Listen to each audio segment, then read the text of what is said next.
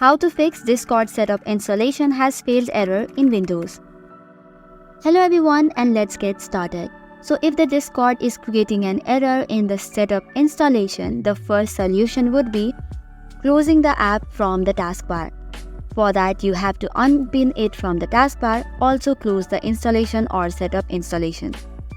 Once that is done, you should also remove it from the running tab and end it. For that, right-click on the Start button, or you can click in the Search button.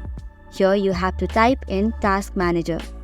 Once you have opened it, make sure to search for the Discord.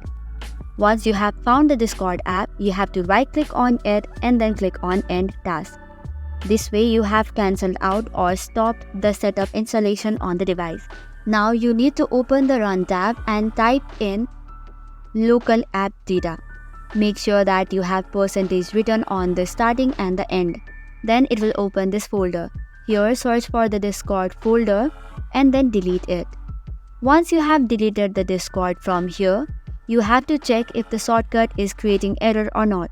If it is, it means that the Discord has been completely uninstalled.